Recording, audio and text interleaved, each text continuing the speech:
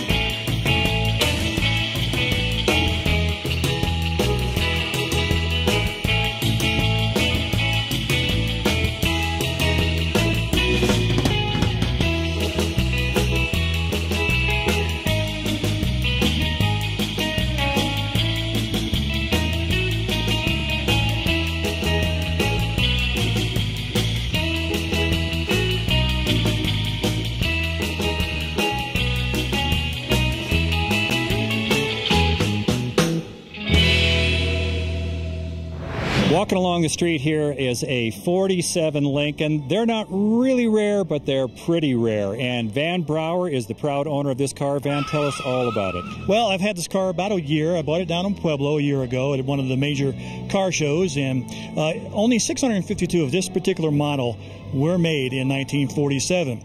I just got this back on the road this month. I rewired the entire car. It had some 1947 original wiring in there. It was just not a real good safety thing to have done in this car, so I rewired the entire thing. The little bit I know about these is that the Ford Motor Company lost money on it because they put so much into building these cars. They made them such a really good car that the cost of it was more than what they sold it for. Yes, it was. At the time, it was. It was one of the most luxury cars.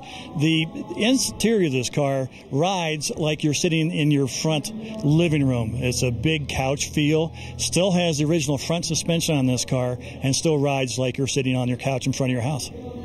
Push-button door opener, that's pretty unique. Yes, it is, and that's original to the car. People think because of the street rod community is an aftermarket thing, but that is original. This car had original hydraulic windows. Once you push the button, it goes up. It doesn't stop. So it was a neck grabber, so they said back in 47. Good way to deal with carjacking there. Exactly. What's the powertrain in this? Now it's been changed over, not by me. It's a 350 Chevy. It has a Ford 9-inch rear end and a 350 transmission.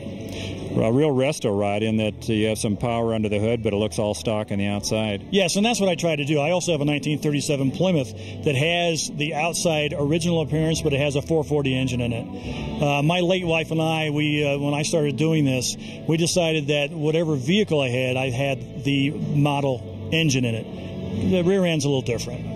And speaking of your late wife, there's a little tribute to her on the back of the car, is that right? Yes, there is. This car, people tease me about it's a boat. On the back, it's got the Continental kit. It looks like it's a little life preserver. And on the back, it says USS Miss Lady K. That's in tribute to my wife. Her middle name was Kay. Here in Central City, this is our first trip here. We've done shows in Colorado before, but never in this specific area. This is the first year for this show, this particular show, I understand? This is the first show. We have a very good turnout this year. The town, Central City, has come out for us with open arms. It's a fantastic show. A little overcast today, but it's going to be a really, really nice show. The first question I came up with when I rolled into this town, well, my first comment when we pulled in is, this looks like a town on a model railroad layout. It's so, just the way the buildings are, but it is so clean here. It's just spotless, and every building looks like it was painted last Tuesday. What's the deal? Well, that is part of the City Father's edict here. When you have a new building going in, you can not change the facade. The inside you can change. It's all historical up here. It is basically the same as it was back in the mining days. Well, Van, it's a beautiful town. It's a beautiful car. It looks perfect on the main street here. Thank you very much for being on the Vintage Vehicle Show. Thank you very much.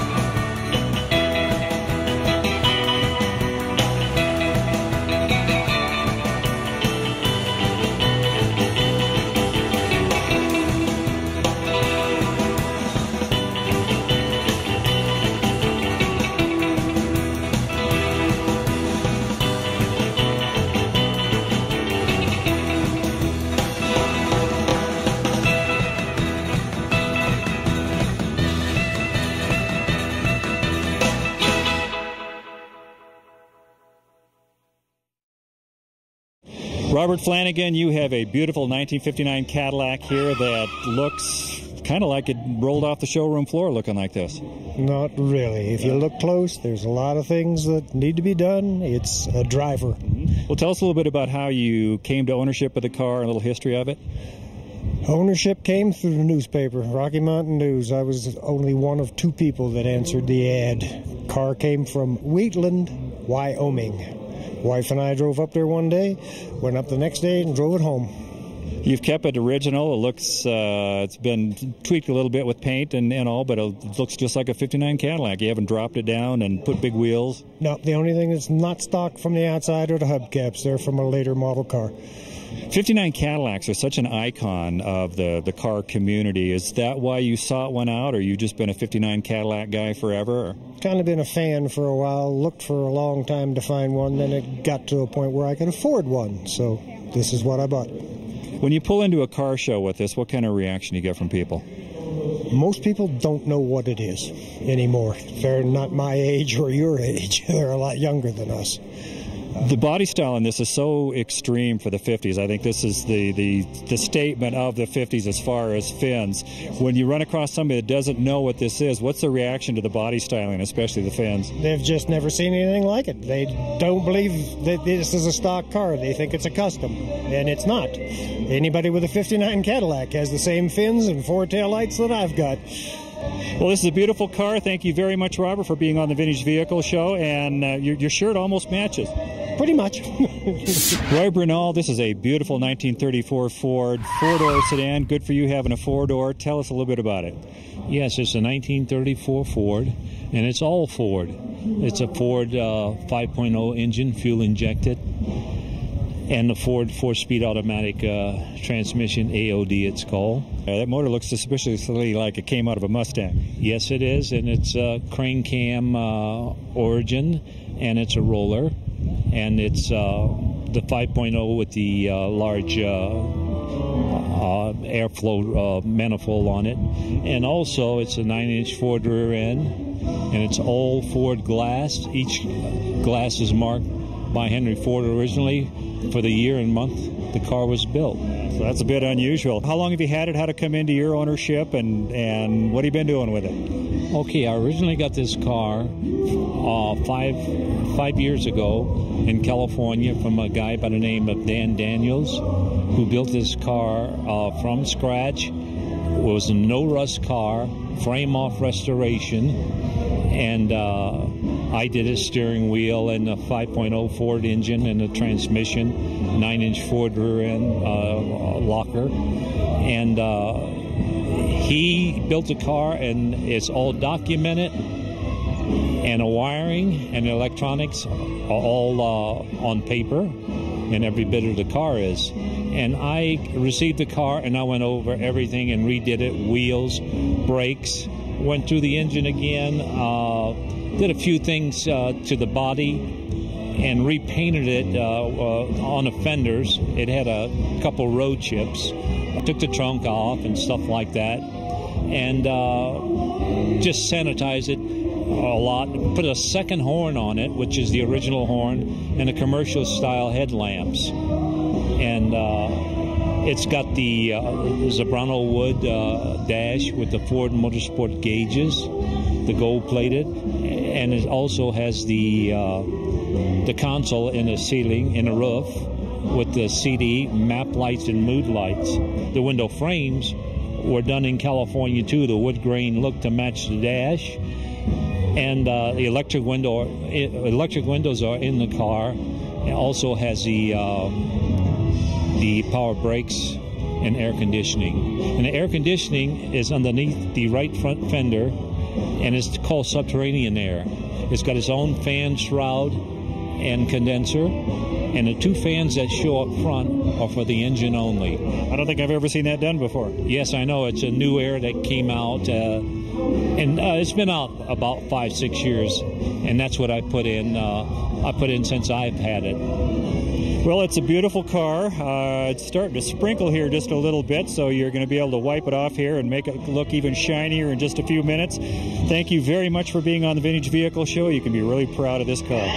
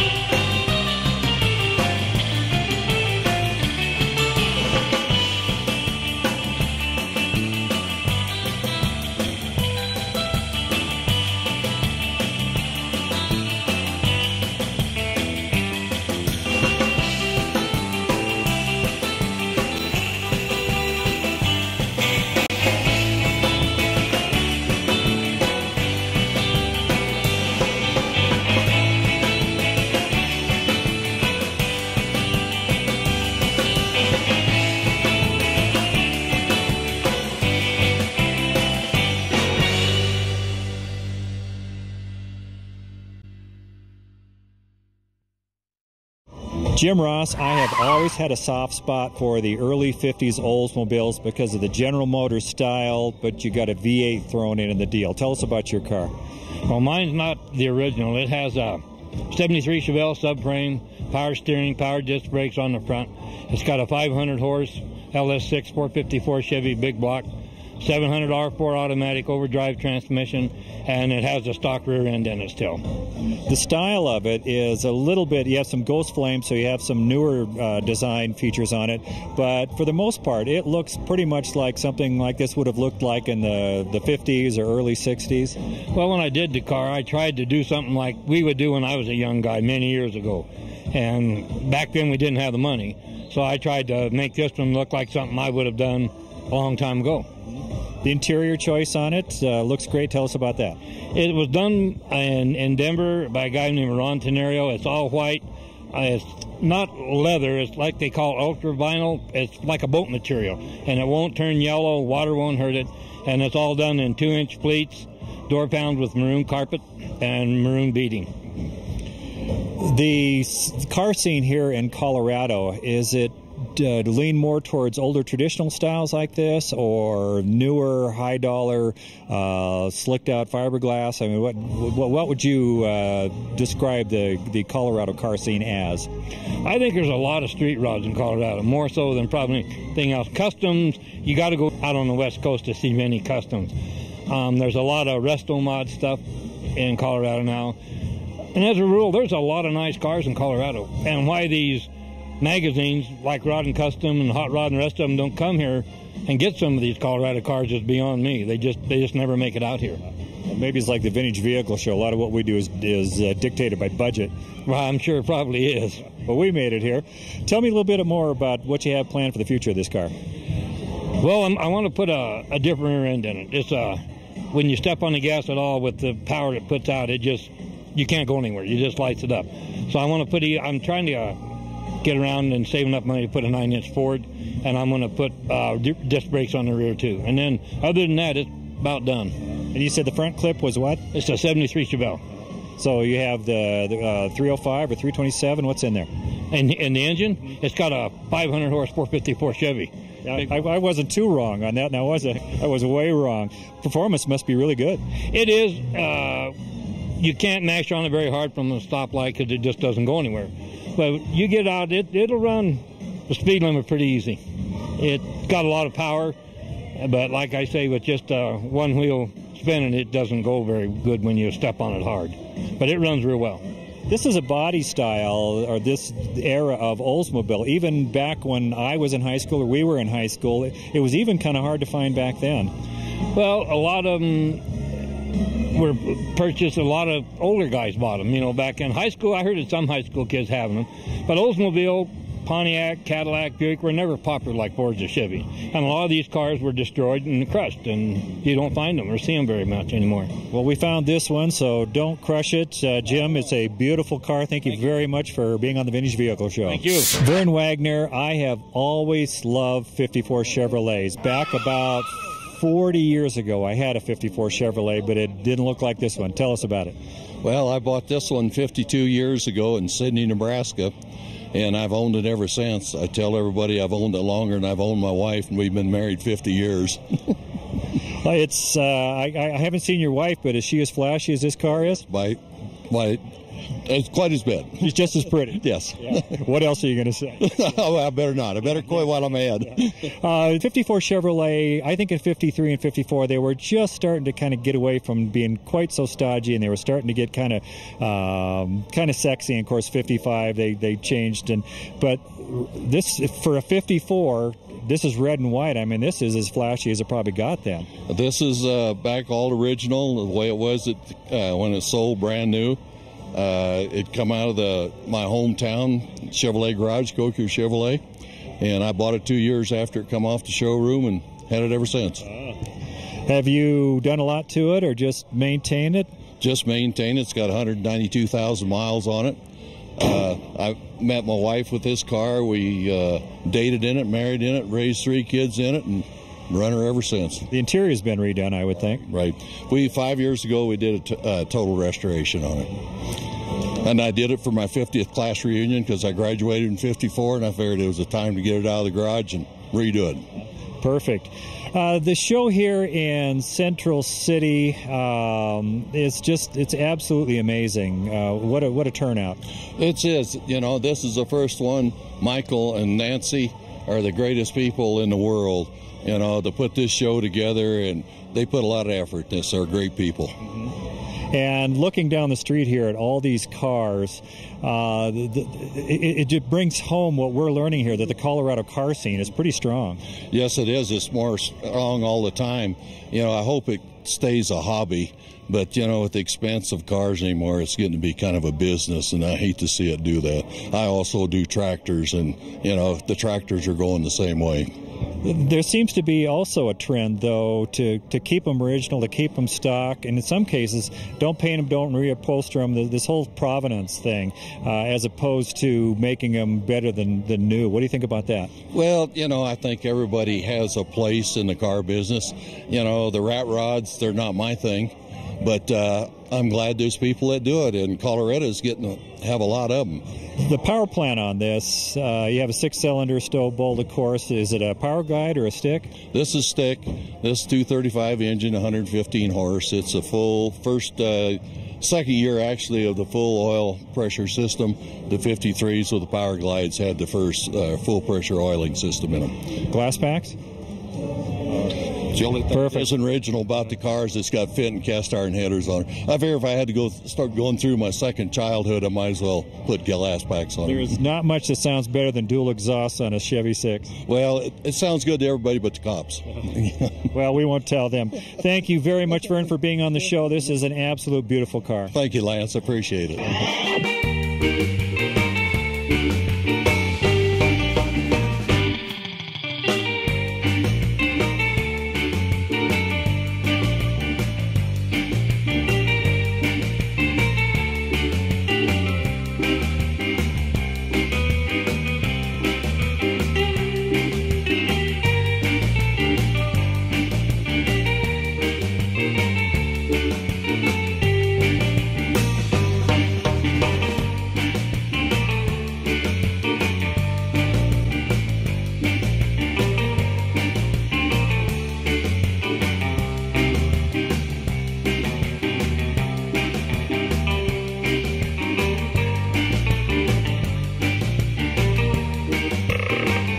What a great time we've had here in Central City, Colorado at the Roddin the Rockies car show. Really a great group of people, very gracious. They really made us feel at home. A big thank you to Michael Mason, who put this all together for us. We really enjoyed doing the show. We hope you enjoyed watching it, and if you did, tune in next time. Until then, bye-bye.